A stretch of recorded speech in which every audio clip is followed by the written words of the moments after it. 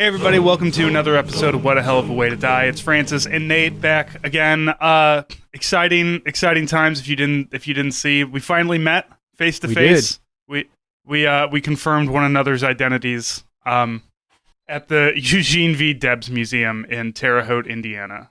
Beautiful Terre Haute, Indiana, where you can certainly see the small cracks that you've been noticing in society. They're wide chasms in the smaller.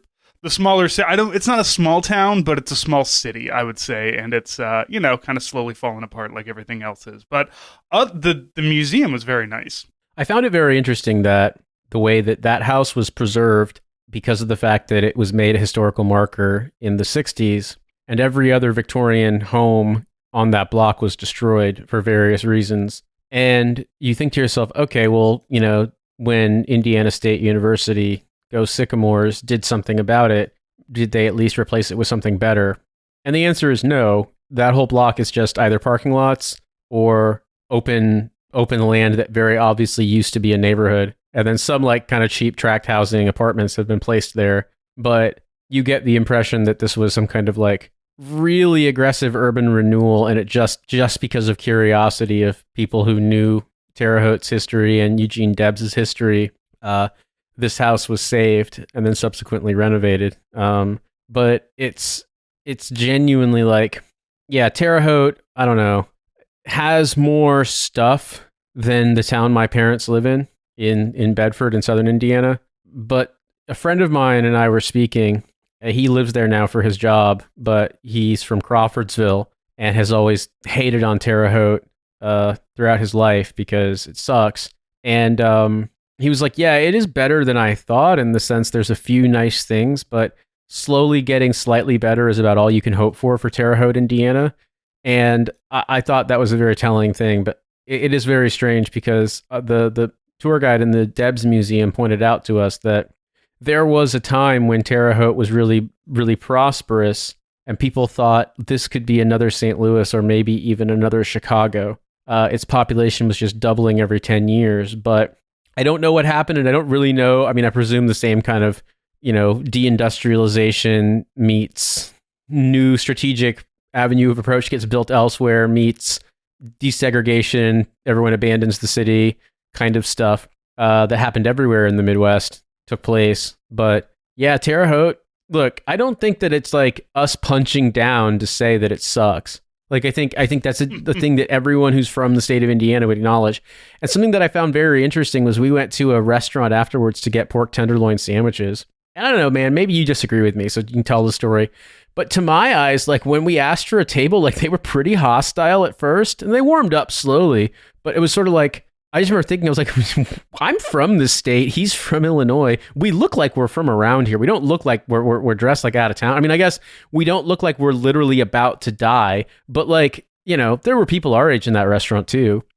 And so it was, I don't think we came off as a gay couple either. So yeah, I'm with you. There was kind of that, just who the fuck are these guys? Maybe it was one of those restaurants where just everybody kind of the people who the people who go there, and we're just two random strangers that showed up. But yeah, you and I are two middle-aged white dudes from the Midwest. We don't have crazy Boston or New York or Southern accents or anything like that. We sound like we're two people from nearby visiting and just needing something to eat. So it was a strange kind of thing. But also I know a lot of people love to talk about Midwest friendliness, and that I'm sorry, that doesn't really exist that much. It kind of, so Midwest friendliness exists when it's kind of I already see that you're a member of my tribe, so therefore I'm going to accept you. Because as soon as you walk into as we did this restaurant that we both kind of felt a little ooh, there's a little bit of hostility here.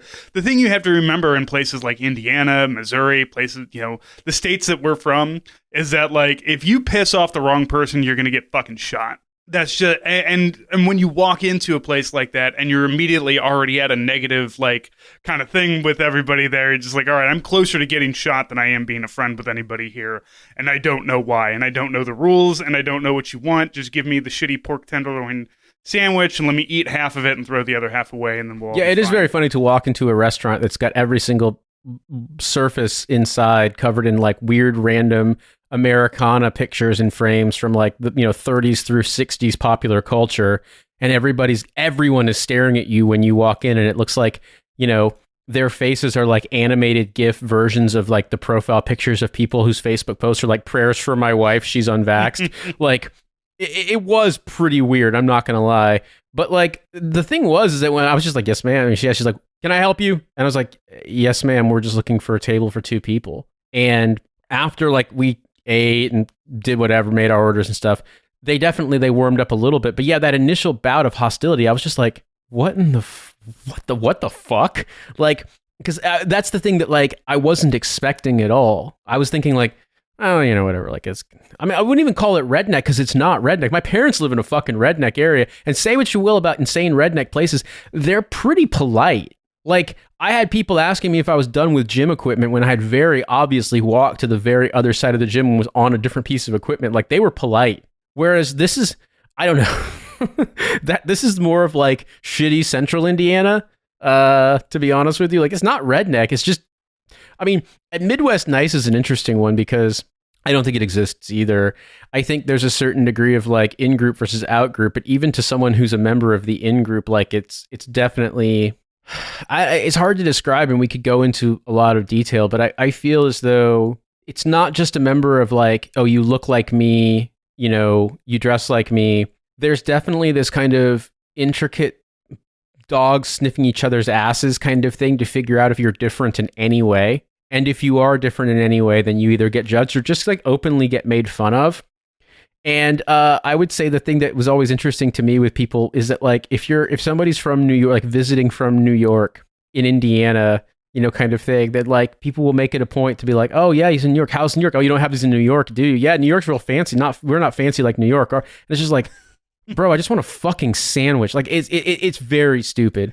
Like I imagine trying to do that from like a New Yorker showing up to Indiana to be like, oh, you think these rats are big? Like, our rats have jobs, motherfucker. Yeah, exactly. Your cockroaches, until your cockroaches are passing bar exams, don't come to me about your pests here in Indiana. Like, at least in Indiana, you can shoot them. You can't do that in New York. Yeah, well, eventually... You shouldn't do it in Indiana Eventually, either, the Supreme Court's going to invalidate all gun laws in America, so you'll just be able to... And the thing about it is that they'll be like, we've owned those libs in New York. It's like, no, New Yorkers fucking love guns. They can finally carry a gun without having to go get it engraved by the NYPD after paying hundreds, if not thousands of dollars for the various things you have to go through to have a gun. Or if you're not allowed to own a gun based on what the NYPD deems acceptable, now you can carry a gun without having to worry about getting 5 years for it. So it's like, I'm not saying it's necessarily a good thing for all New Yorkers to be armed, but it's like this notion that, New Yorkers are both like, that it's both, I think you could make the argument that it turns towards a kind of fascist conception of things when someone's like, I think that, American cities are basically Mad Max beyond Thunderdome, but somehow also populated by like effete libs who, like will have a fainting spell if they can't have like their, gender non-conforming barista make them their favorite drink.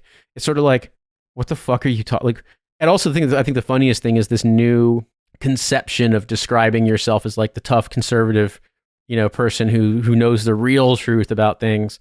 And it's like, and that because I'm such a tough badass, that's why I'm literally terrified of going to any American city. We just recently had we recently had some state senator talk about like, oh, how terrible it is in the city, and everybody's like, motherfucker, you don't even come here. Like, let's see.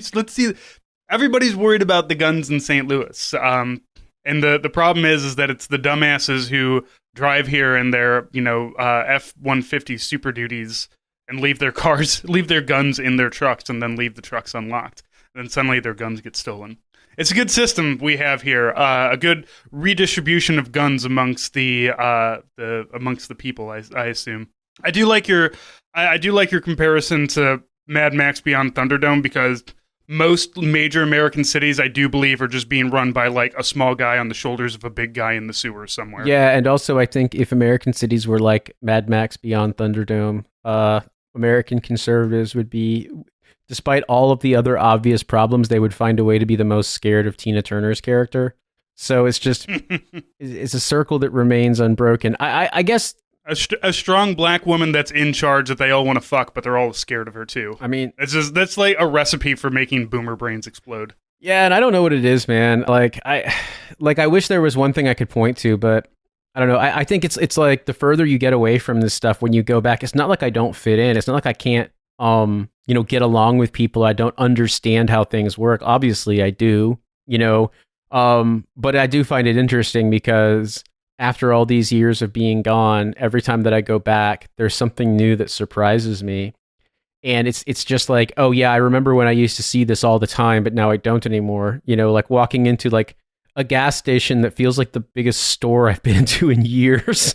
It's like the size of like the big Tesco on Old Kent Road. It's just a gas station in a random small town, and they've got. Bro, you gotta come see the Wallies. We finally got, it's the Great American Road Trip, and it is exactly what you're describing. It is a supermarket that is a gas station. Yeah, so I walk into this supermarket-sized gas station in a small town in southern Indiana, and they have like a... Wait, which one is it, though? Is it Casey's? Did you walk into a Casey's? No, it's BP. Just a BP station. Oh, okay, a BP. But they've got like a whole cafe in there and like a fried chicken spot and like some tables to sit at that like local teens were hanging out at. And there was like the whole sitting area is just like this entire wall of like dedication to the troops. Like all these photos of like DA photos of veterans and like, I don't know. I don't think that I think I talked about this on another episode. I don't think that they're necessarily all from this small town in Indiana, but it just was very, very strange to be, it's like, God bless America. God bless our veterans. And it's just like, this is like the only seating area in this restaurant inside this big cafe section of this gigantic gas station that looks like a grocery store. So like teen kids with diamond earrings who are jeweling on the sly are basically sitting, in the presence of our heroes for some reason. It's weird. I had to make it a point to tell my wife and my parents both back when I was still in the military that if ever I died in service to the military for whatever reason, to not allow the Army to name anything after me, and to not allow my picture to go up on a wall of fucking heroes inside of Walmart or BP. Like, I can't imagine something I would hate more than my picture to be inside of a Walmart for like until apathy finally takes over and they're like, we have to take this down so we can put up a St. Patrick's Day display. These dudes have been dead long enough. We don't have to care about them anymore. Because that shit's not indefinite. It's eventually going to go away. I don't want to be a part of your temporary your temporary Walmart display, nor do I want I swear, the last time I was in Fort McCoy, Wisconsin, an Army Reserve base. So imagine how fucking terrible it is to be out there. The only place where I've seen one person get cold weather injuries and one person get hot weather injuries within the same 24 hours. That's some real Midwest shit right there. But there is an entry control point, not even the main one, but like a side one for all that the Humvees and the delivery trucks and shit to go through. That was like named after some PFC. It's like, God, I can't just being 19 years old, getting smoked by some Taliban dude on patrol, and then just be like, well, your name is going to be forever put on this entry control point to Fort McCoy, Wisconsin. Like I would haunt that base. I would haunt everybody in the gym. Are you done using that? Yeah, I mean, you should wipe off your bench. I think about this sometimes with stuff like shitty ranges that nobody wants to spend time at, and they would name them after you. Like basically, if I die as a first lieutenant or a captain, are they going to name like some kind of bad, just basic M4 qual range after me? So it's like, oh yeah, we have to go to Buffet Range, and that's the range that like has the really fucked up toilets that are just like, basically outhouses, like sheds on stilts with a pipe going into the ground. It's like Buffet Range, that's like the place where the smoking area is right next to the parking lot. So like the sergeant major always harasses you. Or Buffet Range is like, oh yeah, there's a, someone drew like the world's biggest cock and balls inside the toilets. Like the Mona Lisa of cock and balls, or the Sistine Chapel of cock and balls. Like, but it's just, see, that's a reason to visit though. God, that like we love some good dick art. It is funny reading stuff from historians about the extent to which this was common in the Roman Empire as well, that it feels like anywhere you put a concentration of dudes and like a solid surface that's built upon, where they might be able to make a mark that remains, they wind up drawing dicks. Like it's just something about dudes. I don't get it. There was a what was the Maximilian Terminal Lance, where one of the jokes is like, hey man, I'll give you $20 if you can go in there into that porta potty with the Sharpie and not draw anything on the walls. And the guy's just in there just like, oh shit, I can't do this. Cause yeah, man, drawing a dick. And you know, I wish when it comes, I mean, I'm not deploying anytime soon. I imagine that all the dicks have been destroyed or covered up or being laughed at by the Taliban at this point. Maybe the Taliban are drawing their own dicks now next to our dicks. I think that the Taliban, my impression of Afghan culture is that they're pretty buttoned up about stuff like that. But I'm sure there's an equivalent thing that's like bawdy and rude, and that they do that instead. I think the mentality is the same. I just think that like there's different ways of expressing it. I don't believe they would draw a dick, but I'm sure that there's something that they would do to sort of like own each other. I think yeah, it's something along the lines of, you know, surprise photos of guys while they're asleep and you've like done something funny to them, but like not sexual, because like I don't know, it's just very different. Like my experience with Afghan culture is that, like, for example, people are very, very conservative about stuff like being disrobed, being naked, unclothed around each other. Like you'll see boys swimming in canals and stuff, but like they take their shirts off, but they still wear the long pants. Grown-ups would never be naked around each other. Like that was a big thing with the showers on our fobs, was that like there, you know, even if there was a kind of shower where, like, I'll put it this way, the Afghan guys, if they had access to the showers, would wait until they were completely empty to shower one at a time, even if like you had your own private stall, or they would bring all their clothes into the stall and change in there and then change out again. Like being in a state of undress around each other was like really, really not a thing they would do.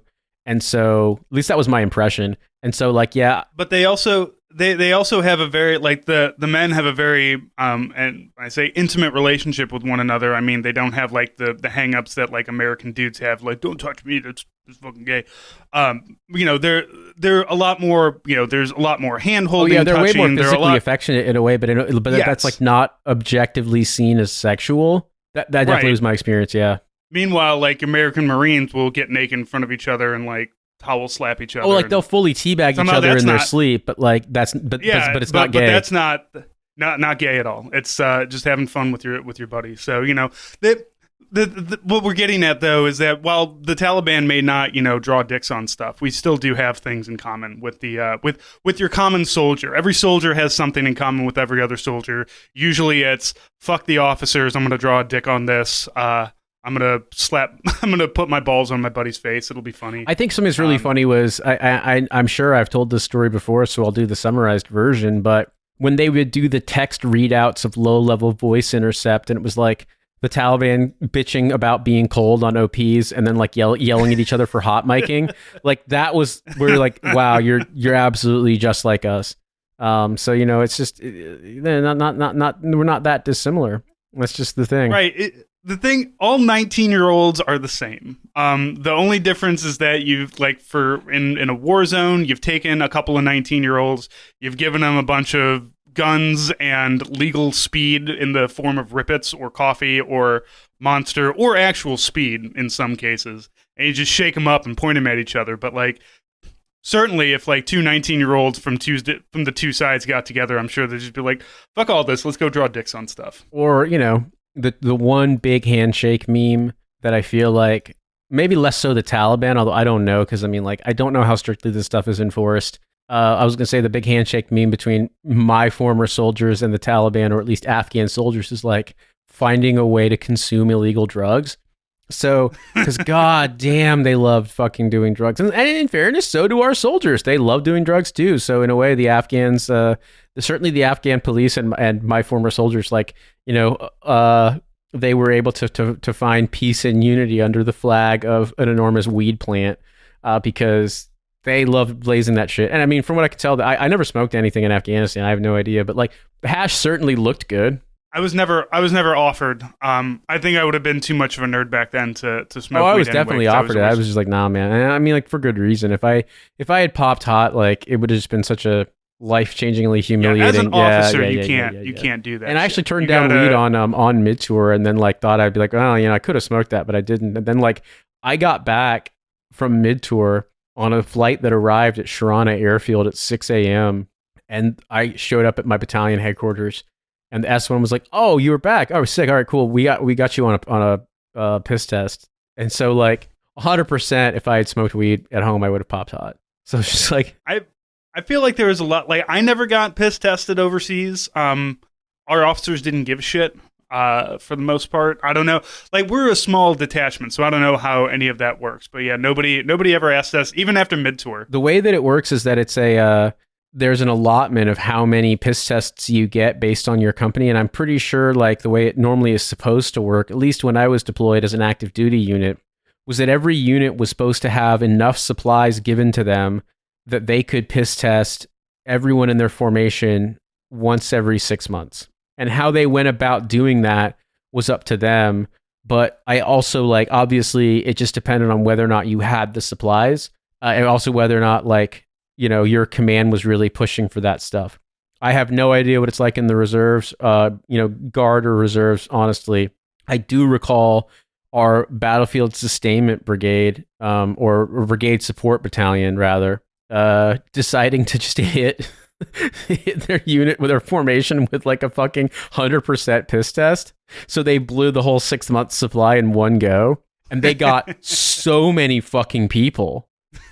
Because everyone assumed like, oh, well, they haven't piss tested us for a while. They're not gonna. And if they do, then like we're gonna know about it, or it's just gonna be a couple of people. And so, yeah. And especially the BSB, like they were working with the civilian truckers and transporters. Like if they wanted drugs, they could get them. And so fucking they had like I don't want to make up a number. I remember it was a round number, and it was either 20 or 80 people fucking piss hot, but whatever it was a huge number of people relative to like how many normally would come up hot on a piss test. We had, when I was I did a 2-week stint in Fort Bliss, I want to say 2003, maybe 2005. It was either before or after my first it was before my first deployment, but I was down there with this unit, just basically attached doing public affairs bullshit, and there was probably about 300 plus soldiers.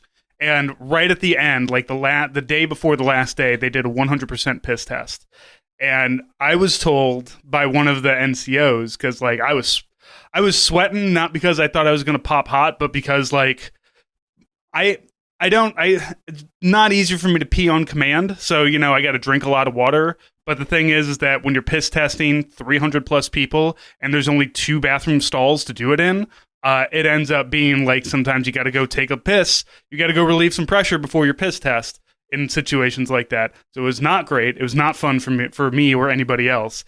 And I was told by one of the NCOs, is like, this is the only way that we can do this to not get everybody to pop hot on a urine test. Because, like, we are fairly sure, this is before weed vapes and stuff. So, like, nobody brought weed here. They're probably all going to pass the piss test. It's been 2 weeks, hopefully, as long as you're not, like, heavy users. We're going to be okay. But I did have one time when I was in the reserves and I was still in my time, though I was just like, I was smoking weed. What I would do is, like, Sunday, like I would smoke weed only like the week after drill. So Sunday night to about maybe like Wednesday or Thursday of that week is when I would smoke weed, and then I'd stop. And that always worked out for me. But we did have one where we got back from a 2-week thing. I don't remember where we went to, probably California or something. Did our 2-week training, got back on a Friday, had a drill weekend, and then had a week, and then had a drill weekend again.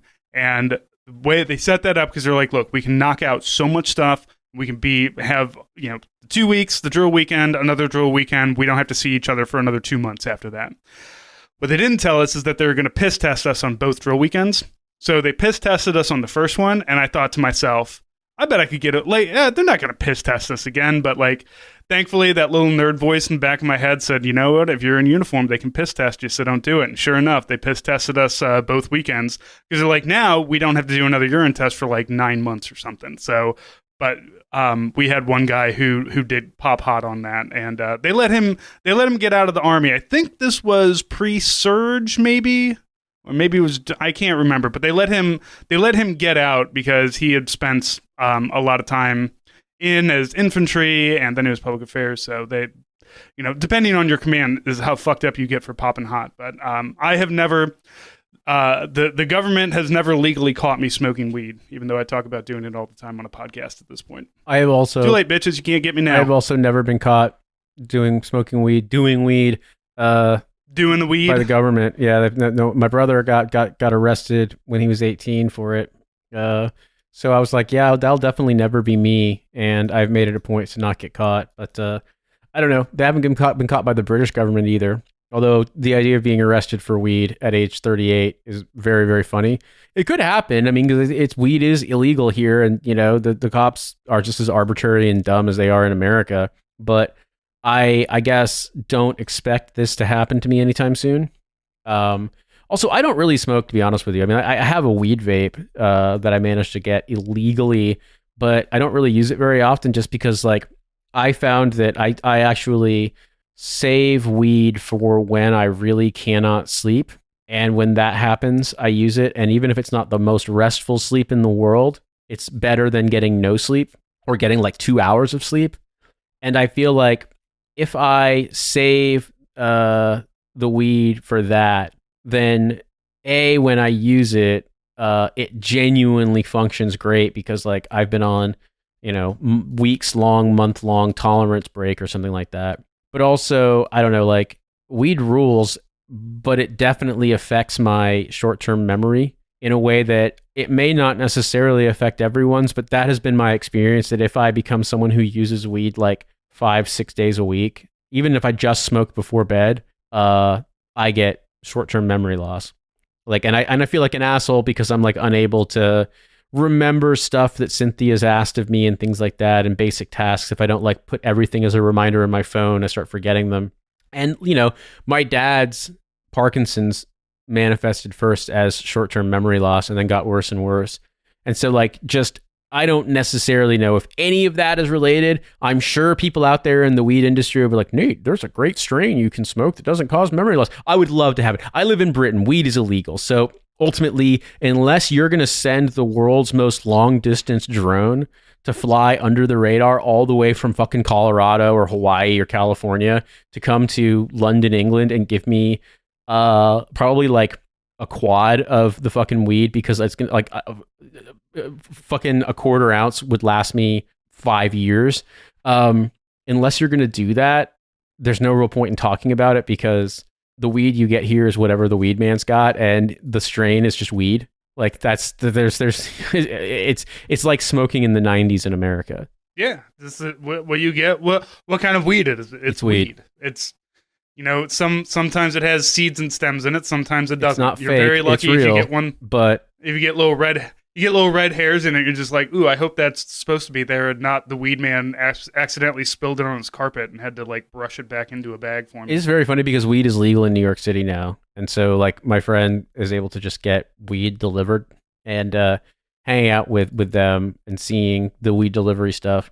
I just remember being like, this is incredible. The stuff you get in the bag. Let me tell you. Oh my God. Let me tell you, Nate, the fucking decadence of when we took a vacation. We went to Anaheim, California, and we do. My wife is a travel agent, specializes in Universal, Disney, things like that. So we're staying at the fucking Disneyland hotel. Beautiful pool, great. Got the tickets to get in and everything. Having a wonderful time. We're having a pool day, and I said to myself, you know what? I could really go for some edibles, and I went online.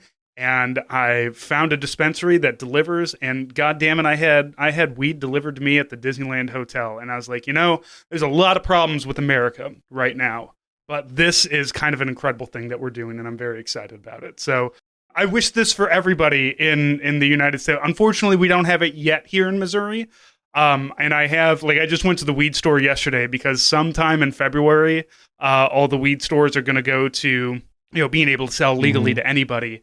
And I'm I'm concerned I'm going to lose my concierge like kind of service when I go, because I show up and usually I'm the only one there, because like I went yesterday Tuesday at like 11:30 in the morning, so of course there's nobody there, and walk around, talk to them. It's like, oh, I'm thinking, I want to get back into sativa. Like I have like a weed sommelier.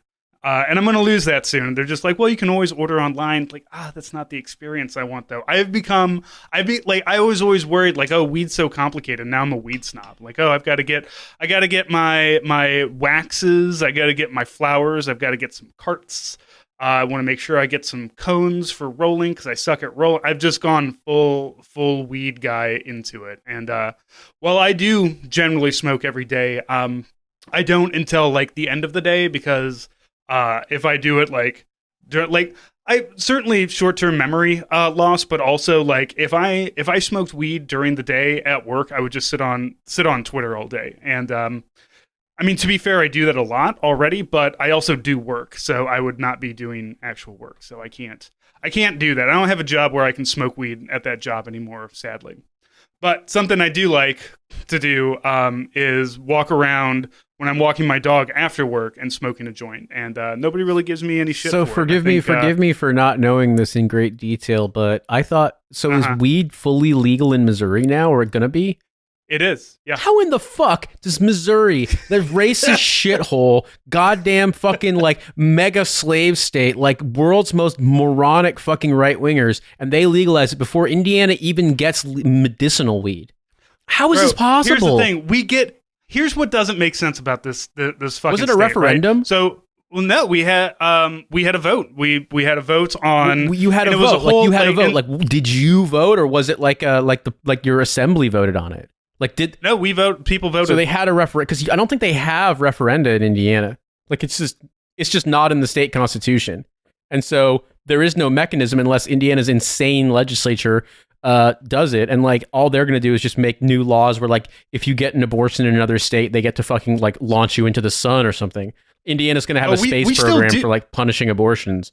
We're still doing that. Like, don't worry. I know, but Indiana doesn't have weed though. Like, there's no positive. There's only negative. Yeah.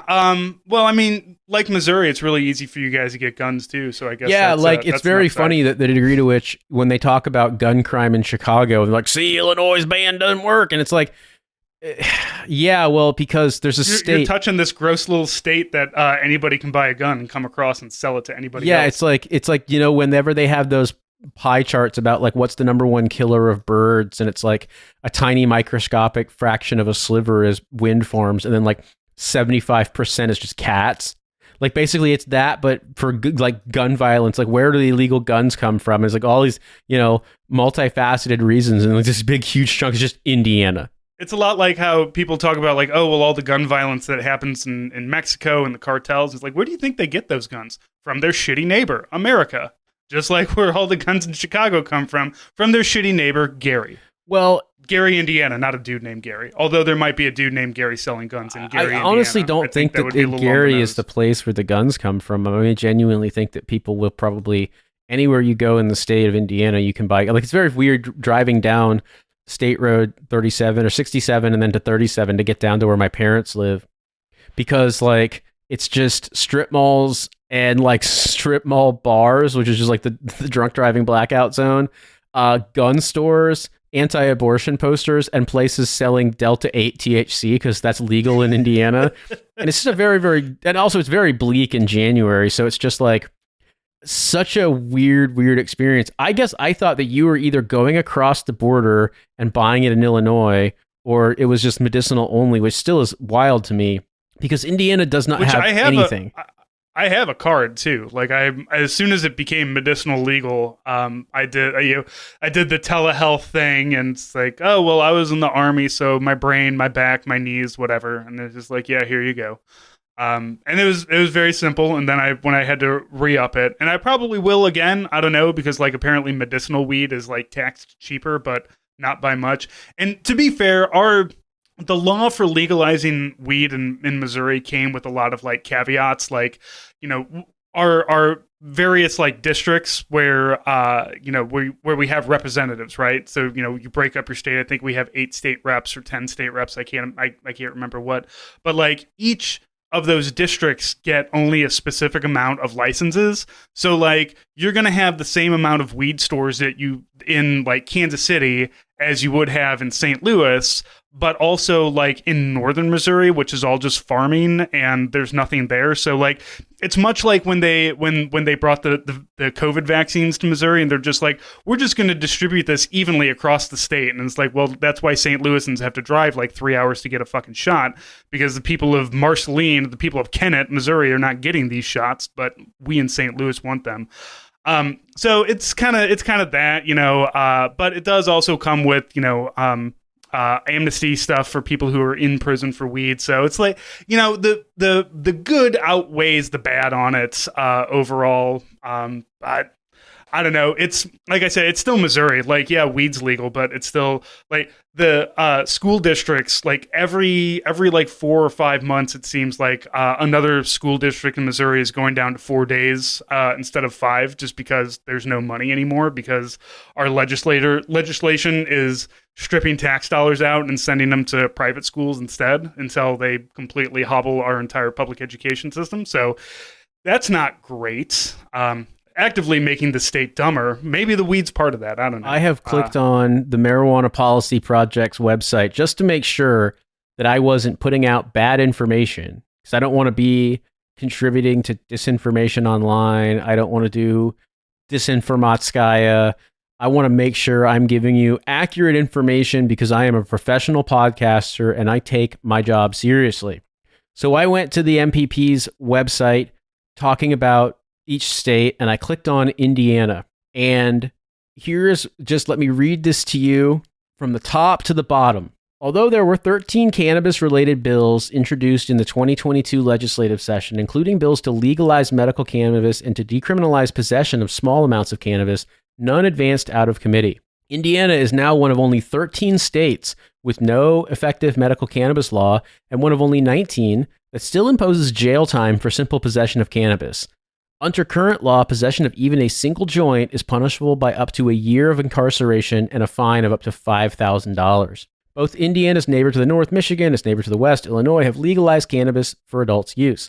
And Ohio, its eastern neighbor, has a comprehensive medical cannabis program. As more and more states move forward, it's only a matter of time before Indiana improves its laws. And to that I say, that's where you're wrong, pal. Let me tell you about the great state of Indiana. That will not fucking happen. Like, the only way that is going to happen is, quite frankly, there might come a moment when people start to realize how much money they could be making in the marijuana industry.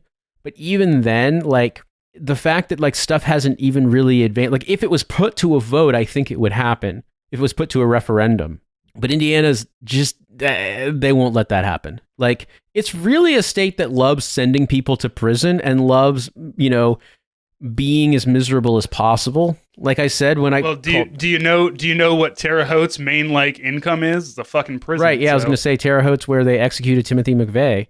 I'm pretty sure. I think one of our older people is in prison there right now for bribery. Okay, I was going to say, as long as it's funny reasons. If it's like child sex crimes, that's fucked up. Like, they can't laugh at that. But if it's like hilarious, corrupt Midwest politician stuff, then we can laugh at that. Yeah, one of the guys that got caught up was a master sergeant who was in my who wasn't in my unit, but he was in my building, so I knew him. And to see him going to prison for a couple of years over bribery is just kind of funny.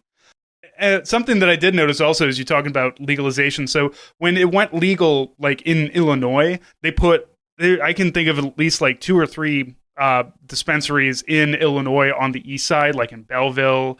And like, I know when people say east side, they think about like the dangerous part of the east side. There's a whole lot of little towns that are to the east in Illinois that are not East St. Louis specific. So I know a lot of people went over, across the bridge to buy weed and stuff. But when I was looking for dispensaries in Illinois, just like in general, because I was thinking, oh, like maybe what's the last weed spot you can get before you get to Terre Haute? It's still on on my side of Illinois. Like, there's weed stores on the east side, there's weed stores in Chicago, and like that's it. There's no weed stores anywhere else. So Illinois still, like, especially the rural areas, seem to be still kind of holding out against dispensaries.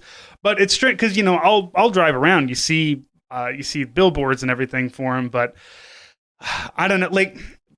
I don't know why you'd vote against weed. I know a lot of people did, other than, you watched Reefer Madness 50 years ago and you still believe that those things happen. I don't know.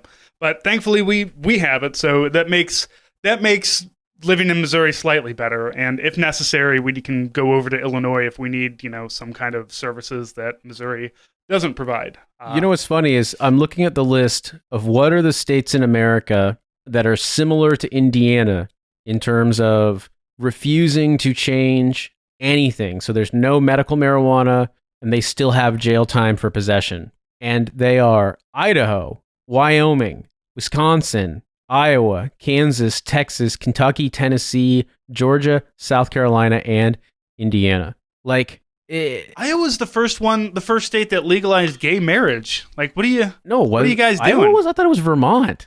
Vermont did civil partnerships in the early 2000s. Maybe Iowa was second. I remember Iowa was very early, and everybody was very surprised by it. Yeah, at least I was. So legal weed for adults you can buy in Maine, Massachusetts, Connecticut, Rhode Island, New York, New Jersey, Maryland, Virginia, Michigan, Illinois, Missouri, Montana, Colorado, New Mexico, Arizona, Nevada, California, Oregon, Washington, Alaska. Hawaii doesn't have legal recreational, but it does have medicinal. And I know that because I've got friends who have cards to grow, and like, obviously it's very easy to smoke weed in Hawaii, but it's not yet fully legal. But I do find it very funny that states that have medical marijuana and have taken away small jail time for small amounts possession. Look, all right, Louisiana and Mississippi, that kind of surprises me, and I have this feeling they're going to racistly enforce that because, like, Jesus. And I remember the thing with Mississippi where they they have a referendum law, but they also go out of their way to like basically cancel it and say that like they found a loophole to say that all ballot initiatives are invalid. So I don't know if that's actually going to be a thing. Who knows how they're going to enforce it, but it is crazy to me to think of Mississippi being more progressive on anything than Indiana. And I'm not just saying that like trying to like punch down at rednecks. It's just Mississippi is like a fully going out of its way to be a fucking apartheid state. And, like it's definitely a state where shit's bad and doesn't want to change. So Indiana worse. Who would have thought? I'm actually anyone who's been to both states. At least Indiana gave us Eugene V. Debs. So we always have our socialist leader who ran for president in prison. We're bringing it back around, Illinois, Indiana, Missouri. I'm always trying to convince people to move to St. Louis, but it's always a losing battle. The only things that we really have is just like, housing stock is still cheap here, kind of, if you don't mind where you live. But now, at least, like, look, we have legal weed and you can get a gun sent to you in the mail. So in truth, like, perhaps we are becoming a new Mecca. Maybe Ben Shapiro is going to leave woke Tennessee and come to Missouri, and we'll be able to, I don't know, do some actionable threats against him or something. Twitter was invented here too. So St. Louis is really a nexus point of evil, I think. Certainly a hellmouth of some kind. I think a lot of people who've spent any time in St. Louis would agree with you on that. I don't know. If I had to move... Now, I love St. Louis. Like, I have no desire to move anywhere else, especially not, like, super far away. Maybe I'd move... Like, and even if I did, it'd be, like, to Memphis or Kansas City or something. It'd be another Midwest town. I thought you said you were trying to move to Illinois, like, to small... Like, basically in the greater St. Louis... My wife goes back and forth about that. But, like, even if we did, we'd just be on the other side of the river. We'd still be right next to St. Louis. So... Even if we're moving out of technically St. Louis, we'd still be around the same, driving the same streets. A radical move of like, 2.5, 3 hours away is not something that I'd be looking to do. But Uh, it's what I know, I guess. But I can totally understand why people don't want to stay here because it is incredibly violent, not only to its own people, but towards women and girls and transgender people and kids in general. Like everything is just run by insane white people who are not even really that old. They're all my age, but they all get into politics by yelling about how the transgender kids are, winning all the swim meets or something, and it's not fair. So that's what we have to focus on, and not, horrible gun violence that we have, incredible poverty rates, all of our hospitals in the rural areas closing down. None of that matters because a 16-year-old transgender kid swam once. So I don't know. It's got its ups and downs. Again, I can get a gun sent to me in the mail. So I guess the libertarian hell is real, and it's called Missouri. Yeah, I mean, I guess at the end of the day, if I had to move back to the Midwest, and I'm not planning on doing that anytime soon, but if for some reason I had to, I think I would probably just deal with the cold and move to Chicago. I don't think that I have it in me to deal with Minneapolis, although I acknowledge that Minneapolis is a cool city. It really is. And Minnesota is a better run state than most states in the Midwest, I'll be honest with you. But I would just move to Illinois, move to Chicago, deal with the shit you deal with in Chicago with the, it's sort of like, biggest city in the Midwest, but still very, very Midwestern. And, but there's cool things about it. Like I've always thought Chicago was awesome. And Chicago in the summertime when it's nice is incredible. It's just that if I had it, like, as a St. Louisan, legally, I have to dog on Chicago all the time, but I would definitely, like, every time, I love going to Chicago. I love the fact that, I need to be in this place over there. There's they have an elevated train and a subway, and you just take the thing and go down there. And if you, last time we were there was for my daughter's 7th birthday. We were taking her to the American Girl doll store and also just random, doing all the things in Chicago because they've got great museums and everything. And it was great. We took the train down to the American Girl doll store. It was about 2 miles away from where we were. And then we walked back. We got to see the Bean. Just walking. Like, it's nice to be in a city where you can walk around and there's other people walking around. Like, nobody walks around downtown St. Louis, especially not in what's that? I disagree with you. I recall walking around in downtown St. Louis, or at least in one of the areas of St. Louis, when I was staying there for my friend's wedding, and there were a number of people out walking. But was there a baseball game happening? No, it was because they were walking their dogs, and they said good morning to me, and I was really confused at first because I had lived in Seoul and then I'd lived in New York City, where enough people walk on a regular basis that you don't say good morning and hello to every single person you see on the fucking street. But goddamn, do they do that in St. Louis? Or at least where I was. Because there's usually nobody else out there, and we're all very surprised. And also, if you smile and make eye contact with somebody, they're less likely to stab you. Yeah, maybe. I don't know. It's a defense mechanism. I will say the Brits don't really make eye contact in public, like walking down the street even. I would say people in New York maybe don't really either, but like if you accidentally make eye contact with someone, it's not necessarily weird, whereas like the Brits go out of their way to not do it, more so than Americans. Which is not to say that New Yorkers are like, hey, what's your name? I want to get to know you on the street. Like, of course they're fucking not, but I definitely think that the Brits are even more closed off in that regard. But yeah, that was so if I went straight from London to St. Louis, I would probably have an aneurysm, or I would just decide if I like it. You'd have to go to Chicago and then come visit me in St. Louis. Or no, fuck that. I'll come up to Chicago. Chicago's a better city. Yeah, but I don't think I'm going to be leaving Geneva to go to Chicago. No, that's fine. I also wouldn't do that. We're talking about gun to your head. You've got to move back to a Midwest city. Right. It would definitely be Chicago.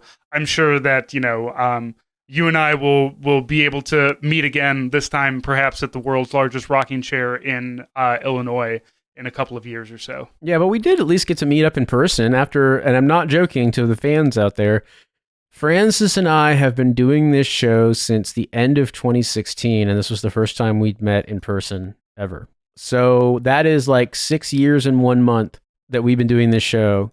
And we finally encountered the other person and was like, yep, you're taller than I thought you were going to be. All right, cool.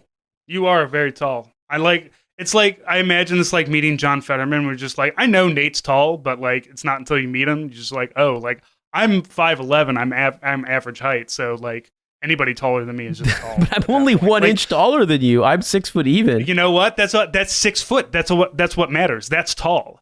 When you're under 6 foot, like I am, you're a short king.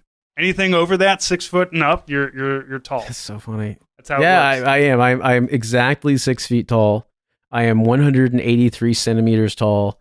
And when I was in the Army, I would sometimes get dinged as 5'11 and 3/4, but I've improved my posture now that I'm no longer carrying a rucksack all the fucking time.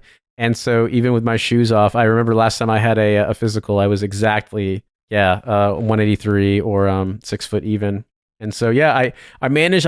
One of my cousins is over 6 feet. He's like 6'2". But in my immediate family, my mom, dad, and brother are all 5'7". So I have no idea. I mean, and I'm definitely my dad's kid because I look exactly like my dad, except with my mom's coloring. So I have no idea what happened. But yeah, I am exactly 6 feet tall, which certainly doesn't feel tall when you're, because there's parts of mainland Europe where people are shorter on average and you feel taller, but then you go to places like the Low Countries and I am short by comparison to those people. Like Dutch, Belgian, Luxembourg, those people, especially the Dutch, they're just insanely tall. I have no idea what it is in the water, what it is in that under sea level country where they love a nice hot wet meal that makes people so tall, but it's true. Well, I think that we can go ahead and wrap this one up. It was nice meeting you finally. It was a good time. I had to drive like 2.5 hours each direction, but likewise. would definitely do it again. Yeah, I drove about 2 hours each way, but it's all good, And then next time you can confess all the weird observations, like, I noticed Nate's fucked up facial tick or something like that, stuff that I don't even know about myself. Well, we had to wear a mask throughout the entire Debs Museum, so I didn't notice any facial ticks. Yeah, that's true. And then when we were stuffing those disgusting sandwiches in our face, we were just paying attention to the huge, bland, bad Indiana sandwich. It's for everything that it at least does evoke the pure Midwest like experience. We went to a museum and then we ate garbage food. It's not seasoned at all, but it reminds you of high school in Indiana. It's 100% the authentic experience. If they had only brought out like a rectangle pizza too, I would have been perfect. Big old plate of Johnny Marzetti. Yeah, it would be great. Mm-hmm. Oh God, don't do that to me. All right. Well, thank you everyone for listening to one of these dad chats yet again. And we will talk to you very, very soon. But in the meantime, just FYI, if you want bonus content from What a Hell of a Way to Die, we have a Patreon with a $5 tier that will get you every bonus episode we have ever put out since the beginning of 2017. That is a lot of content. So there's a lot for you to look forward to. There's a link to that in the show notes. Also, if you want to share this show, spread the word, rate us on various rating things wherever they're at, or share it with your friends. We appreciate that. And until next time, Francis, please enjoy living in a less insane state than Indiana somehow. Somewhat, slightly. Just a little bit. Take care, everybody.